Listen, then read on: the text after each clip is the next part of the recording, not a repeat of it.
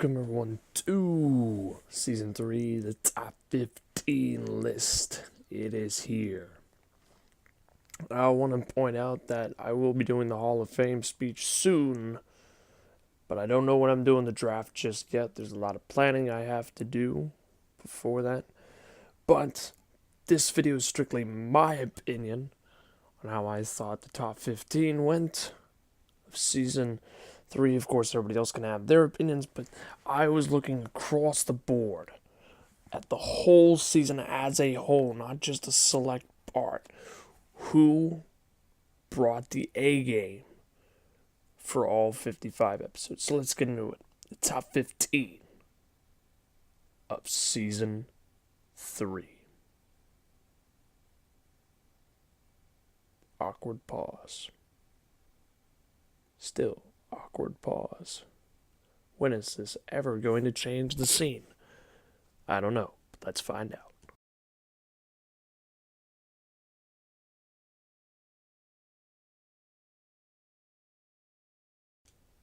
So coming in at number 15 is the Olympic gold medalist Kurt Angle.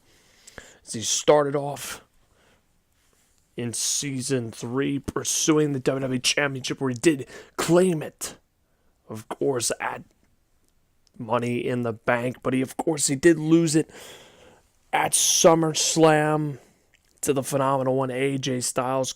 After that, Kurt Angle would battle his way to earning a number one contendership for the United States title, which he battled Bobby Roode for at WrestleMania. So he didn't do too much this season, but he became a world champion. On top of that, he closed out with the United States title around his waist, which is very, very commendable in my book. Now, can he do better? Absolutely. Will he do better? Well, we will just have to see.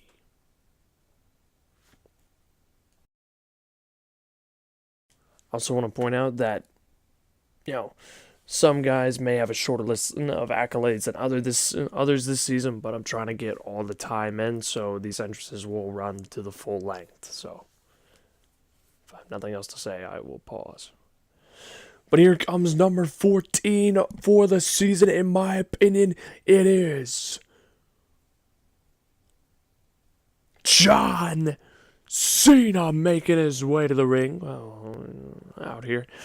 But this man literally started off the season taking a huge loss to Sariel Armstrong in Extreme Rules, took a loss to Tyler the King Wolf at Battleground as John Cena struggled to get momentum, lost to Matt King at SummerSlam, but did manage to capture the Intercontinental Championship at Hell in a Cell, where he held it for 17 episodes, all the way up to NXT show before Elimination Chamber, where he did lose it to Kevin Draco. But John Cena was also pinned at the main event at WrestleMania for Tyler Wolf to win the Intercontinental title. So John Cena's down for the count, but don't expect him to stay down for long, because this man could become a new contender for the title, for the world title.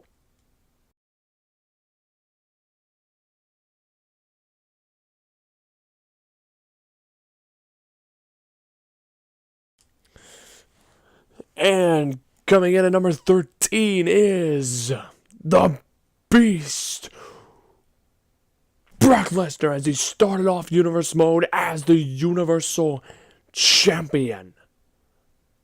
And of course, he held the title all the way to Battleground, 18 episodes before losing it to Class Par. Brock Lesnar then would have a 5-star rated match in his second bout against Class Par at Clash of Champions, where he tried to reclaim the title, but sadly did not reclaim it. He also battled against Mr. Samuel at Hell in a Cell, where he did win and struggled at Survivor Series, but after that, and Brock Lesnar also dominated in the Rumble, getting 4 eliminations and lasting 12.5 minutes in the Rumble. I believe that was the most time in the Rumble match by any man this season. And of course, he did not make WrestleMania, but make no mistake about it, the Beast will be looking to climb up the ladder.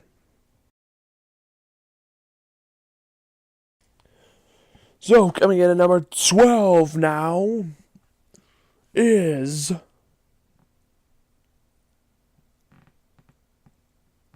Braun Strowman. He started off the season with the NXT Championship and held it for 27 episodes before losing it to Drew McIntyre. After that, Braun Strowman would battle, trying to find his place on SmackDown. He would dominate for a short while in the Survivor Series match, and of course, did pretty well in the Rumble. And at the same time, destroyed Johnny Gargano at the time, who was WWE Champion, injuring him and earning his spot in the main event of WrestleMania. But sadly, Braun Strowman did not walk out as champion, and I guarantee if he did, he'd be higher on the list. And now coming in at number 11 is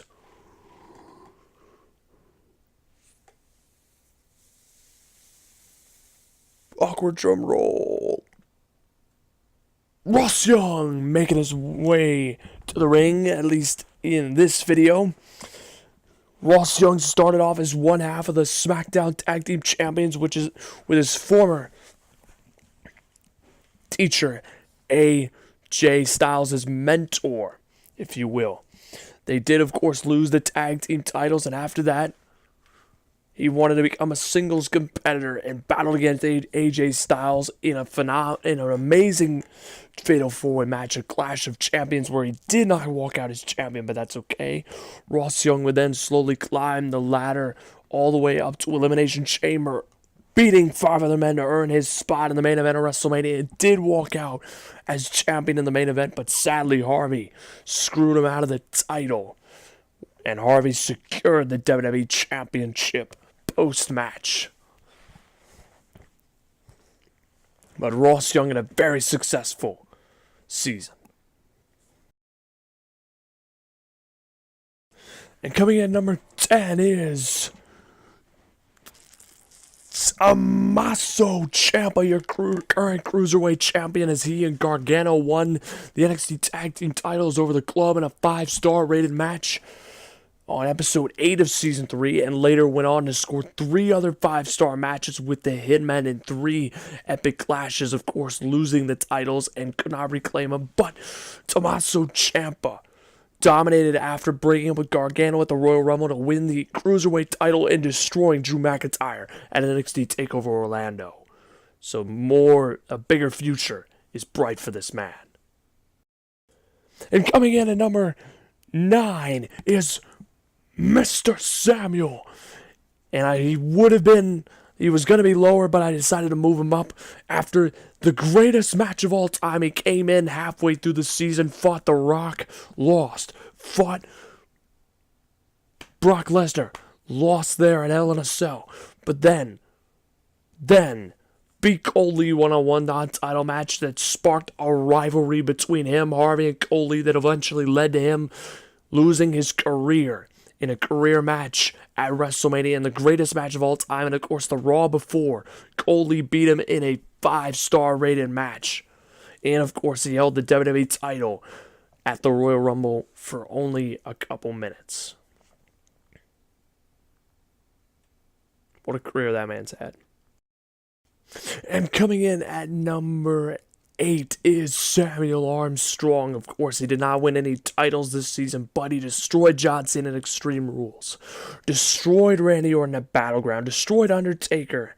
Well, put Undertaker down as much as he could, but of course Undertaker did beat him at Money in the Bank in their 3rd clash at the pay-per-view in their careers. And of course, he would go on to fight an amazing bloody battle at Hell in a Cell against Cole Lee, but missed shows up until the Royal Rumble, where he made his return and dominated. Of course, he didn't get any eliminations, but he survived about 10 minutes in the Rumble, continuing furthering his record for most time in the Rumble in his career, and also destroyed Triple H on the grandest stage of them all to go 3-0 to continue his undefeated streak. So coming in at number 7 is Yuri Yamashita, making his way as he started off our season as the United States Champion. And of course, when he started, he was already 10 episodes into his title reign, but he held it on for 22 more episodes till SummerSlam, setting a record for the longest single title reign at the time. I don't know if it's broken yet. But he then, the next pay-per-view after a Clash of Champions, won the WWE title in a fatal 4-way match. Sadly, 2 episodes later, he got injured and was forced to vacate the title. He would then make his return at the Royal Rumble and did pretty well, better than his first appearance.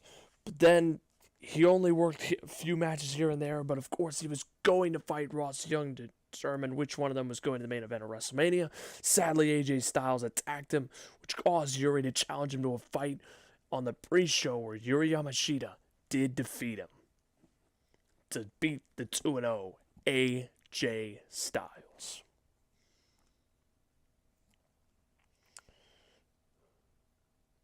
Coming in at number 6 is the leader of the Man Army, Matt King, as he, of course, started off the season with a concussion and sat behind the commentator's desk up until Battleground, and then made his long-awaited return on the SmackDown after Battleground, and then beat John Cena at SummerSlam. Then fought and was so close to winning the WWE title at Clash of Champions, but did win it after Yuri Yamashita vacated it, and held the title all the way up to the Royal Rumble where he lost it to Mr. Samuel. And of course, Matt King struggled to find his place in the card, but ultimately challenged Glassbar to a one-on-one match to kick off the main show of WrestleMania. He did lose, which is why he is lower than where he should be, but he held the WWE title for 16 episodes. Very commendable indeed for him. Coming in at number 5 is the man, well, that beat him at WrestleMania, Glassbar. Let me put this in words. This man came back just before Money in the Bank, re-signed a contract, then won at Money in the Bank to earn a match for the Universal title against Brock Lesnar at Battleground for the Universal title, where Glassbar would secure the title. He then held on against guys like Cole Lee, Brock Lesnar in his second fight, DJRC, and ultimately succumbing to Cole Lee in their second bout. The Raw after Hell in a Cell held the title for 13 episodes or 14, and then would struggle to try to re-secure it. He was injured from a concussion, but he made his return at the Royal Rumble to fight Cole Lee. Sadly, he was beaten again after some shady maneuver because of the referee, because Cole Lee and Harvey paid off the referee. But then Glassbar did manage to find a way on the card with Matt King battling on the grandest stage of them all, where Glassbar would finally get his WrestleMania moment over the leader of the Man Army. So a very good season for him as he is finally a world champion. But where we go from here, well, we'll have to find out.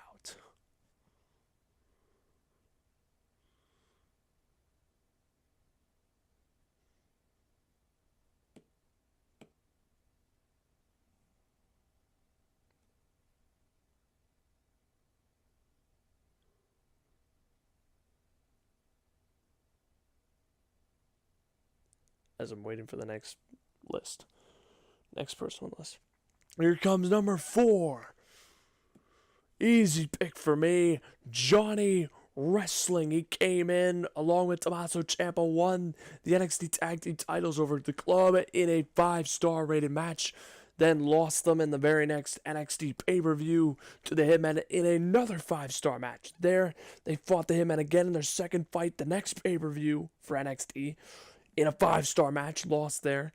But then Johnny Gargano had 3 matches in one night to become NXT champion, held the title, eventually losing it at NXT TakeOver San Antonio.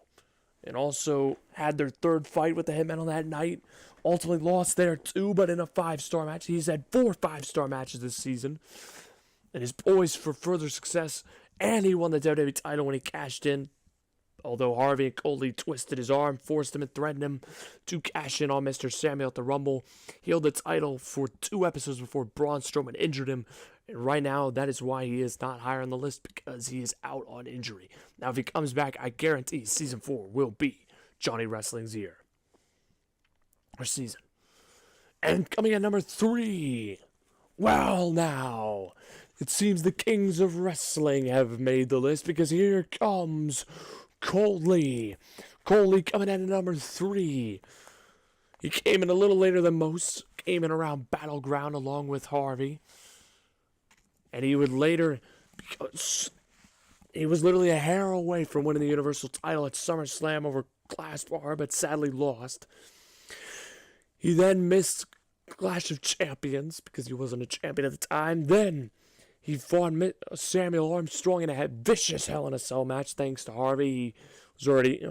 Sariel Armstrong was already not 100%, but which allowed Cole Lee to win, face Clash Bar the very next night, and win the Universal title. There he would hold on to it all the way to WrestleMania, defending it in a 5-star match against Matt King at Survivor Series. Forgot to mention that earlier. Beat Clash Bar in a shady way, and survived Elimination Chamber by asking Stephanie McMahon to increase the time it takes for people to come out of the pods. But ultimately losing to DJRC in a very good fight, despite the greatest match of all time occurring right before it. But he held the title for 23 episodes, making him the longest reigning world champion of the season, which is very commendable in my mind. So this was definitely a very good year for Cole Lee.